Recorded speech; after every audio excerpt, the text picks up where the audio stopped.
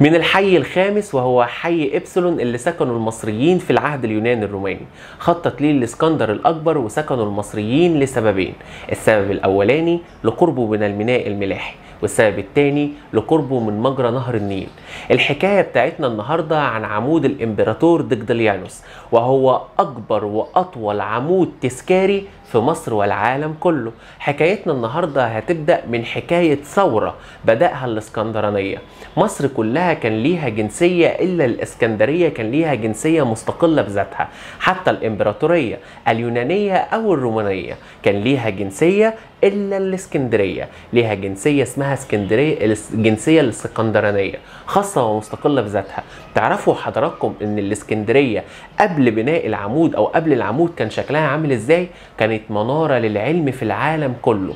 يقال من أحد المؤرخين إن لما كان ضوء الشمس بيسطع على مدينة الإسكندرية كان ينعكس حتى يصل إلى بلاد اليونان. إزاي؟ يقول لك ان اسكندريه كانت الطرق بتاعتها والبيوت بتاعتها من الرخام المستورد من ايطاليا ناصع البياض، بمجرد ما ضوء الشمس يضرب فيه ينعكس حتى يصل الى بلاد اليونان. حكايه الاسكندريه ايه وحكايه العمود بتقول ايه؟ هو ده اللي هنحكيه حالا. قبل ما نحكيه لو لسه ما اشتركتش في القناه اضغط على سبسكرايب، دعمنا بلايك، ما تنساش تشارك الفيديو مع اصدقائك، وتعالى نقول اسماء العمود ايه وحكايته كانت بتقول ايه. في البداية عهد الامبراطور دقدليانوس كان عندنا في اسكندرية ثورة كبيرة جدا. الثورة دي قامت غضب على الاوضاع اللي موجودة في الامبراطورية من ظلم واضطهاد، من حركة غير طبيعية. تتخيلوا حضراتكم ان الاسكندرية في العصر المسيحي كانت بتتحكم في مين هو البابا اللي هيجي يحكم الامبراطورية كلها؟ قوة الاسكندرية جاية من قوة المصريين، جاية من قوة مصر في تحكمها في العالم كله. مصر كانت هي سلة غلال العالم، والحكاية هتبدأ من اللحظة دي. لما كانت موجودة الثورة في البلاد الامبراطور دقدليانوس سمع بيها، قال والله لأنزل الاسكندرية وأخلي الدم للركب. بالبلدي تخلي الدم بالركب ليه؟ يعني ايه يثوروا في البلاد؟ طبعا انتوا عارفين العصافير بدأت توصل للامبراطور دقدليانوس ان هم بيثوروا على الحكم وعايزين يشيلوه، فالامبراطور تشيلوه من الحكم. هي وصلت بيكم البجاحة لكده؟ لا، ده انا هنزل اخلي الدم للركب، هخلي الدم يعلى عن الارض بمستوى متر ومترين. بالفعل نزل الى ميناء الاسكندرية، حاصر مدينة الاسكندرية كلها، منع عنها المية، منع عنها الأكل، منع عنها الشرب. اسكندرية اتحصرت لمدة 6 أو 8 شهور تقريبا، ما عادتش عارفة لا تاكل ولا تشرب. البلد في حالة خراب، اسكندرية في حالة يرثى لها. بعد كده بيسلموا أهلها، بيدخل الإمبراطور دقدليانوس إلى الإسكندرية في حالة من الذهول والتعجب. إيه ده؟ هي دي اسكندرية اللي أنا بسمع عنها في العالم كله من قبل ما أجي إن هي منارة للعلم؟ مش ممكن. هي دي اسكندرية اللي بيوتها من الرخام المستورد من ايطاليا وشوارعها من الرخام؟ مش ممكن. هي دي اسكندرية اللي بينعكس ضوء الشمس بتاعها حتى يصل الى بلاد اليونان؟ لا يمكن. هي دي اسكندرية؟ اسكندرية كانت في اللحظة دي عبارة عن خرابة بكل ما يحمله اللفظ من معنى. اسكندرية اللي كانت بتصدر للعالم كله غلال مصر في خرابة. اسكندرية اللي خيرها على العالم كله لأنها جزء من مصر خرابة. منارة العلم والعلماء اسكندرية، منارة العلم ومكان العلماء خرابة. مش ممكن. وقف الامبراطور دقدليانوس وبص للاسكندرية وقال إن القمح الذي يصدر إلى روما من مصر لن يصدر هذا العام إلى روما، سوف يكون لمصر والإسكندرانية. وإن روما اللي كانت بتستورد القمح من مصر لأول مرة في التاريخ بتصدر القمح الرومي بتاعها، القمح اللي جاي من روما بتاعها، إلى مصر والمصريين. ده هو أصلا بتاعنا، ده انتوا أكلين خيرنا.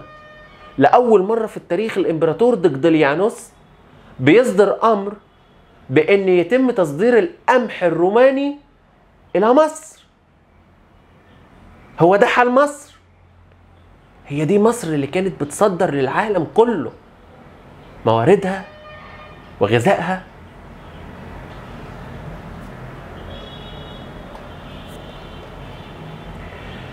ولذلك والي الاسكندرية في الوقت ده كان اسمه بلوليوس. هو وكبار رجال الدولة في الاسكندرية قرروا ان هم يعملوا عمود تذكاري الى الامبراطور دقدليانوس، حركة سياسية ذكية. وعملوا العمود اللي لو بصينا ليه هنلاقيه بينقسم عندنا الى 3 اجزاء مهمين جدا. اول جزء منه وهو القاعدة. القاعدة بتاعته من الجرانيت الاحمر اللي جاي من اسوان. هو العمود كله من الجرانيت الاحمر اللي جاي من اسوان. القاعدة بتاعته مربعة او مستطيلة وعليها خرطوش للملك رمسيس الثاني، ومن داخلها عليها بقايا خراطيش واسماء لعهد ترجع الى عهد الرعامسة. اما لو بصينا على البدن بتاع العمود الاسطواني الشكل هنلاقيه مسطواني الشكل من الحجر الاحمر بارتفاع حوالي 26 متر تقريبا. اما القاعدة فارتفاعها حوالي 4 متر تقريبا. طول العمود كله على بعضه القاعدة بالعمود بالتاج حوالي 30 متر تقريبا، او ما بين ال 30 وال 31 متر تقريبا. قال احد المؤرخين ان قمة العمود التاج بتاعه يستطيع ان يجلس عليها 21 رجلا على مائدة الطعام فوق العمود. ده بيعبر عن ضخامة التاج بتاع العمود بتاعنا. طيب اتقال عنه ايضا عمود بومبي. عمود بومبي نسبة للقائد العسكري بومبي اللي تم قتله، ويقال في احد الاساطير ان بعد ما اتقتل بطليموس ال 12 حط راسه تكريما له فوق تاج العمود، ولكن دي قصة ضعيفة. ايضا اتقال عنه عمود الصواري وليس السواري. اللي قال عنه كده هم العرب، قالوا عنه عمود الصواري نسبة إلى الصاري اللي بيتحط في نص المركب يطلع عليه القبطان فوق خالص علشان يشوف بالمنظار اتجاهاته في البحر ويعرف هو هيمشي في انهي اتجاه. اتقال ايضا عليه عمود الصواري بالصاد مش بالسين علشان هو كان على ربوة مرتفعة في المكان اللي هو فيه، فأي مركب جاية من البحر هو زيه زي المنارة بيهتدوا عليها حتى يوصلوا إلى ميناء الإسكندرية.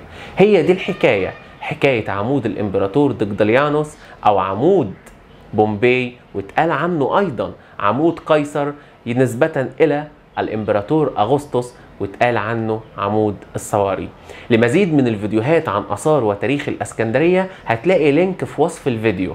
أول لينك بمجرد ما تضغط عليه هيفتح ليك سلسلة من الفيديوهات عن تاريخ وآثار مدينة الإسكندرية.